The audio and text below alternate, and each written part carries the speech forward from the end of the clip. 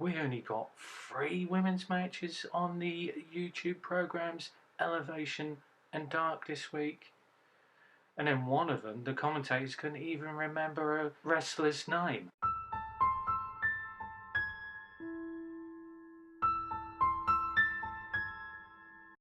So on Elevation we have Nyla, Maria and Emmy teaming up. Vicky looks disgruntled, and this match is really to forward that storyline that she's not happy with Maria or Nyla because they seemingly can't get a big win. But I think Shafir is a really good wrestler, and I think perhaps if they pushed her, other people would see what I see. Also, Vipress has worked dark matches before for AEW, and she was taking most of the punishment. Throughout the match, Shafir and Rose weren't really getting on too well. They wouldn't tag each other in, and Emmy didn't know what to do, but Nyla and Maria did work together to help her out and get the pin. But God, those kicks from Shafir on Vipress, oh, they look like they hurt.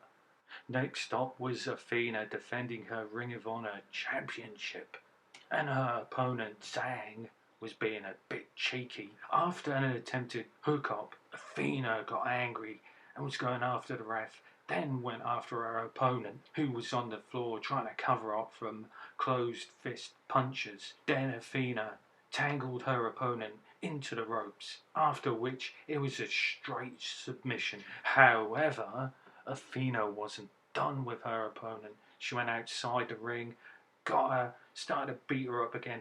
But here comes the surprise. Yuka came down to the ring. Obviously, Yuka's going to start picking up wins and they're going to meet at the Ring of Honor pay-per-view. But here's the thing, Paul White couldn't remember her name, or didn't know her name. I can understand that, but the other bloke who's in the JAS, what's his face? He couldn't, and he's been there longer. Next up was Dark, with Kiera Hogan taking on Danica Della Rouge. Danica was eating quite a lot here. She was eating an elbow and a foot. Also, a Hurricane Rana off the top rope from Hogan. Kiera finally won with a backdrop dynamite. We start off with a promo from Saraya, Toni Storm and Hikaru Shida. Saraya is just bawling out Shida, and Shida's just standing there, and it's a bit uncomfortable because it feels like bullying and victimization. And then we move on to the actual match between Toni Storm and Willow. And this ends in a distraction, a roll-up, a schoolgirl on Willow. Because Saraya's on the hardest part of the ring, of course, the apron, and she distracts Willow, and then Toni Storm just simply rolls her up. And my favourite wrestler, Hikaru Shida, is at ringside. She's been told to stay there by Saraya, who's definitely turned heel, and uncomfortably seems like a bully. After the match, Saraya and Storm literally kick Willow when she's down.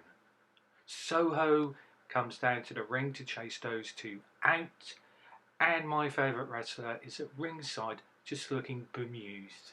I'm not too sure what's going to happen next week because we have a three-way with Storm, Soho and Britt Baker. But moving on to Rampage, we have a tag team match, and AEW seem to be doing a lot of women's tag team matches lately, so hopefully that could lead to belts. Anyhow, it's Jade Cargill, Layla Gray versus some enhancement talents. And of course, it's a squash match. Even though Jade Cargill is amazing, she's a star, she's brilliant, that's all we got, a squash match. So what have we learnt this week from the women's division? The talent is there. You've got the Bunny, Penelope Ford, Hikaru Shida, Soho, Toni Storm and the Renegade Twins.